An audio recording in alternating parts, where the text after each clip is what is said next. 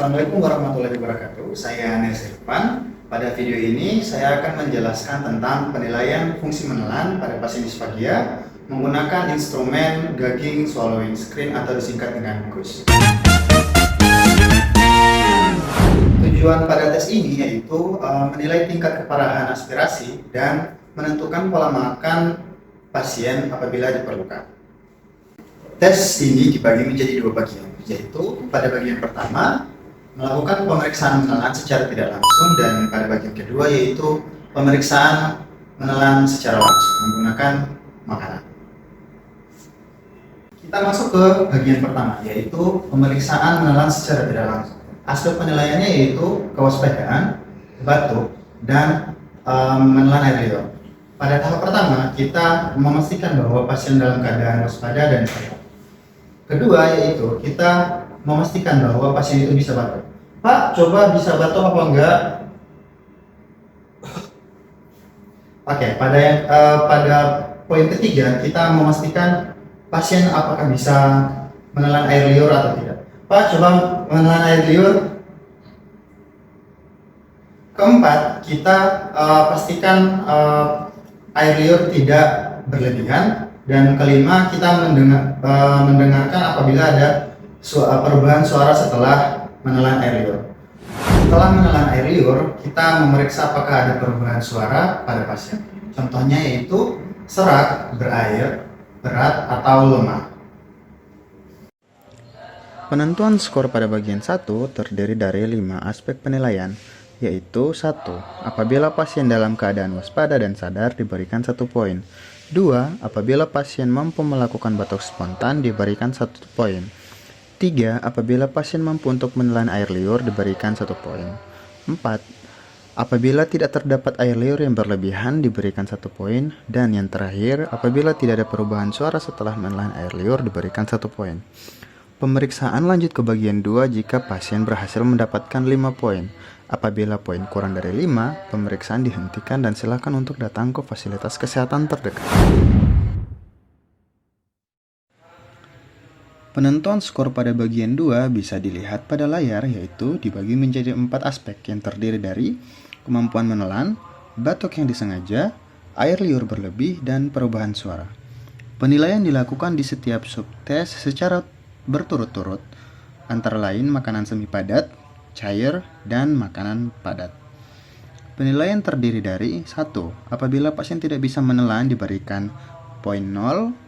Apabila usaha menelan tertunda lebih dari 2 detik untuk makanan semi padat atau cair dan 10 detik untuk makanan padat diberikan 1 poin. Dan apabila mampu menelan tanpa hambatan diberikan 2 poin. 2. Apabila pasien tidak mengalami batuk sebelum, selama, atau setelah menelan hingga 3 menit sesudahnya, diberikan 1 poin. 3. Apabila tidak terdapat air liur yang berlebih, diberikan 1 poin. Dan yang terakhir, apabila tidak terdapat perubahan suara setelah menelan, diberikan 1 poin. Setelah dilakukan pemeriksaan pada pasien mendapatkan skor 5 poin. Sehingga kita masuk ke pemeriksaan bagian kedua, yaitu pemeriksaan menelan secara langsung. Pada bagian 2 ini, dia terbagi menjadi 3 subtes, yaitu pemberian makanan menggunakan makanan yang semi padat. Setelah itu kita menggunakan makanan dalam bentuk cair, dan ketiga yaitu memberikan makanan yang dalam bentuk padat. Kita masuk ke pemeriksaan menelan dengan memberikan makanan semi padat.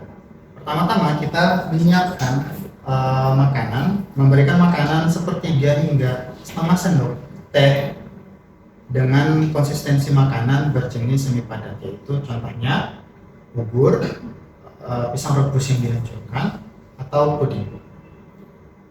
Permisi ya Pak ya.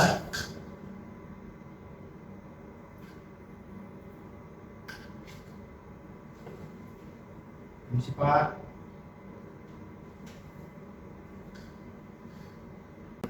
Apabila tidak muncul gejala, tambahkan jumlah makanan 3-5 sendok teh.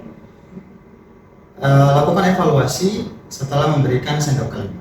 Pak, apakah tadi makanannya bisa ditelan apa enggak? Coba Bapak katakan O. Oke. Kita lanjut ke subtes kedua, yaitu memberikan makanan dalam bentuk Pada contoh kali ini kita memberikan cairan menggunakan sendok teh. Tes awalnya kita memberikan setengah tas sendok teh.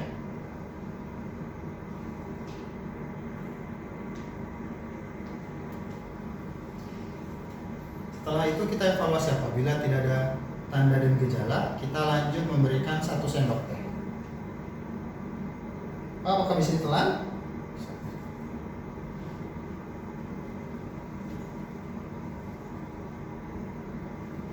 Setelah itu, apabila tidak ada gejala, kita lanjut ke 2 sendok, dan setelah itu kita lanjut ke 4 sendok. Setelah itu kita masuk ke subtes ketiga, yaitu memberikan makanan dengan jenis makanan padat. Pada contoh kali ini kita memberikan roti. Permisi Pak.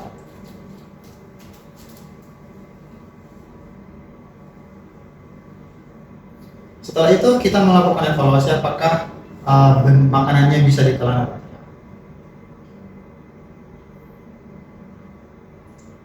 Apakah makanan bisa ditelan Pak? Bisa. Coba katakan O. Oke. Demikian penilaian fungsi menelan pada video ini. Semoga Bapak Ibu dapat mengetahui resiko disfagia selebih awal. Terima kasih.